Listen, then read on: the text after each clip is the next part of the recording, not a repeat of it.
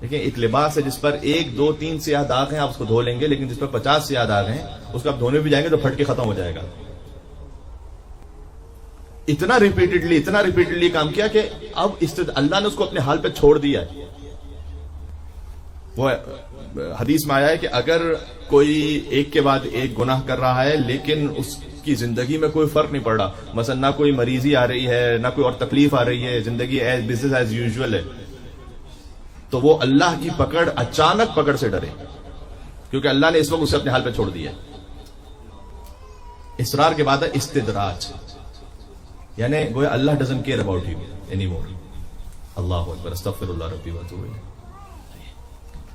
کیونکہ اصرار کے بعد عادت بنتی ہے، عادت کے بعد وہ ملکہ بن جاتا ہے، یعنی اس کے اندر رچ بس جاتی ہے وہ چیز. خدا نہ خواستہ باعث معذرت، مجھے ایک مثال دے رہا ہوں میں، لیکن ایک پریکٹیکل بات ہے. اللہ نہ کرے ماسٹربیشن کی کسی کی عادت ہو جائے،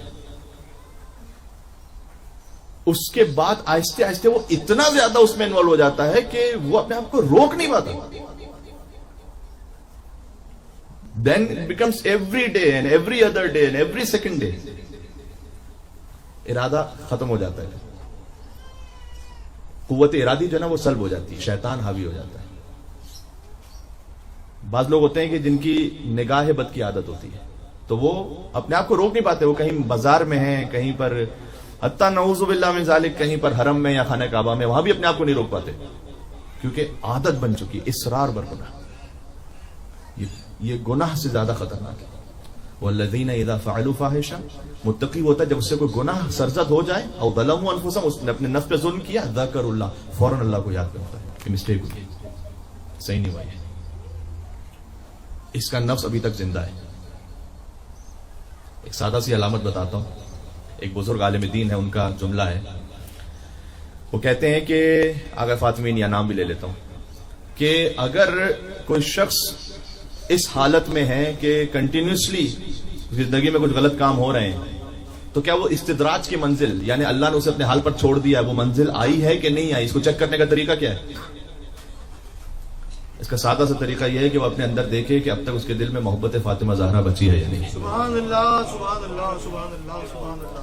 اگر سیدہ کونین کی محبت ابھی تک اس کے دل میں، اس کا مطلب یہ ہے کہ اللہ تعالیٰ نے ابھی تک بس پکڑا ہوا ہے اسے، اپنے حال پہ نہیں چھوڑا اسے.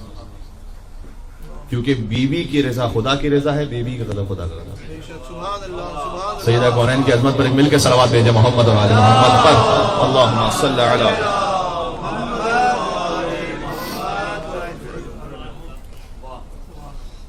تو یا علی امیر المومنین، اس لیے آپ اپنے آپ کو بچائیے اور اپنے بچوں کو آپ ان پہ نگاہ رکھیے کہ مسٹیک ہے. اگر کوئی زندگی میں کوئی ایسی بات ہے تو آپ کو اس کی جڑ تک جانا پڑے گا. میں نے خطبہ جمعہ میں ایک بات کہی تھی، اس سے ریلیٹ کر کے بات کو ختم کر رہا ہوں.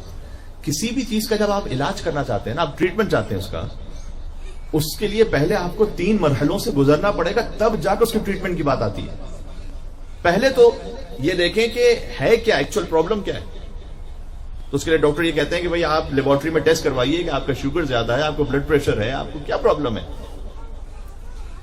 جب تک کہ ہم یہ اقرار نہیں کریں گے اپنے نفس میں کہ یہ پرابلم ہے، اس وقت تک تو آگے بات ہی نہیں بڑھے گی. اب کوئی کہے کہ نہیں میں غلط کام ہی نہیں کر رہا ہوں، فرض کیجیے کوئی میوزک کو غلط سمجھتا ہی نہ ہو، کوئی بھیجابی کو غلط سمجھتا ہی نہ ہو، تو پہلا اسٹیپ ہی نہیں اٹھانا. بھی تو you can't start from zero.